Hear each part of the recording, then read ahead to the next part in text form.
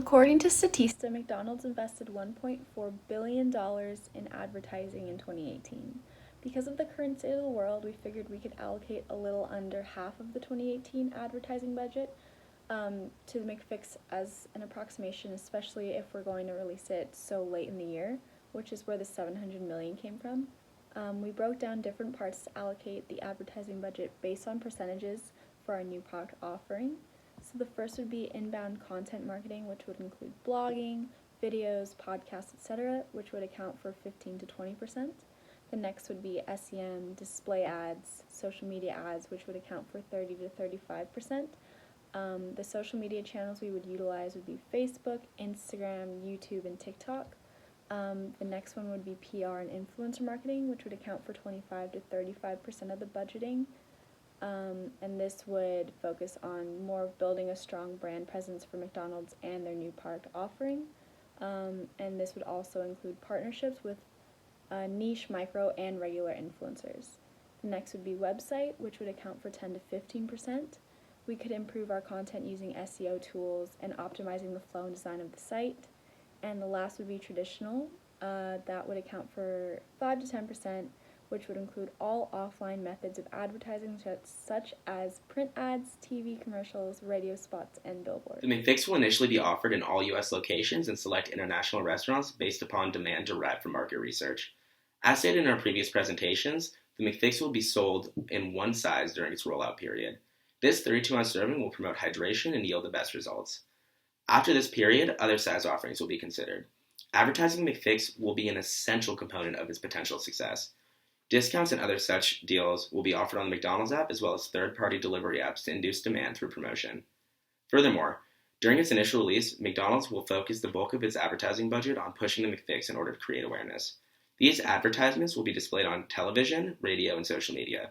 If the COVID-19 pandemic is still present during the release date, McDonald's will deploy the hashtag #EnjoyHome campaign, which will promote non-contact delivery services. This hashtag will also help McDonald's gain earned media during the rollout period. All right, and I'll be speaking to us about the risks that I'll be taking on. All of our risks revolve around the COVID-19 crisis. Since it is highly relevant to us, it's going to be affecting businesses and how we will be operating in the future. So just about a few days ago, McDonald's announced they had to cut costs by about $1 billion in capital expenses since COVID-19 is affecting their overall sales. This might impact the availability of funds for our product release, so we may need to downscale our plan, and then we might have a new budget to stay within. And then, so the second risk would be the changing consumer behavior. Even though it is known that more and more people are buying alcohol, which is shown in a 55% spike in March, we're unsure about the sales of our rehydration supplements. So the only information we have right now is from a convenience store in Korea. So Koreans are buying more alcohol. About in this store they jumped 25%, but then their sales of their hangover cures fell about 22.5% in March. So we are unsure about how this behavior translates to different markets and different consumers, such as America and other major countries that McDonald's operates in. And then our third risk would be our supplier risk. Since we, in our plan, we plan to find a company to either license or buy out their product to sell. Most firms are affected by this economic downturn, so their supply chains may be compromised, which could stall the release of our product and thus may require to alter our implementation schedule. And it also may be difficult in finding the right partner as well, since some companies will not be making out of this economic downturn. Thank you. Moving on to controls. Controls are put in place to analyze the performance that the product is actually doing. So in order to make sure that the product is staying on track and is doing what we implemented it to do, to bring in sales, to bring in revenue for the company, we have to make sure that we set certain things that we're monitoring to make sure that it's living up to its potential. So some of these controls include monitoring customer feedback, which probably is the most important. And we do this by sending out, surveys or talking to customers one-on-one to see how they like the product. If there are certain flavors that they don't like, obviously change them so that way the product is doing the best that it can be. We can also send out surveys and look at customer reviews online. Another control would to be like look at the sales and the revenue. Obviously, it's easy to look at sales and revenue of a product to see how well it's doing in the market. That can also, we have our prediction. We set a prediction of what the sales we're going to be looking for and what we expect the product to sell. So making sure that the sales and the revenue add up to that performance prediction. Another control is cost of advertising versus revenue.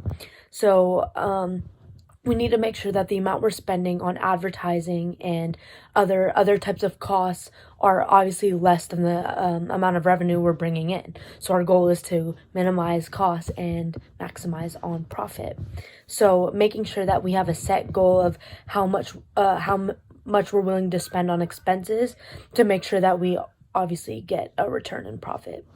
And lastly, looking at market share. So market share is an easy way to determine if our product is doing well, because we look at the market share. We predict of how much market share will adjust, determining, when we put our product in place, and how much the market share has shifted since our product has been on the market. For the market research survey, it's very important that we actually conduct one of these, just because we are entering new land with the product that we're offering for McDonald's right now.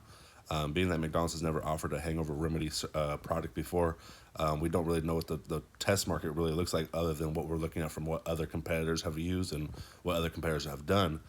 So with this market research survey, we're going to be able to conduct and gain real critical knowledge as far as what we need to do and what we need to change, as well as pricing trends and customer needs and requirements. This will also help us make the ability to make the well-informed business decisions that we need to make, and most of all, it's very important that we take this all with a grain of salt. The reason why is because when we're doing this, we'll be doing a small sample survey, nothing that would compare to the scale that McDonald's actually serves. So, if we only surveyed maybe 1,000 people, if 1,000 people said it was great, that can't really reflect necessarily the rest of the McDonald's users. So make sure we take everything with a grain of salt, and we need to conduct this to really understand, what we need to do going forward and how to better launch this product.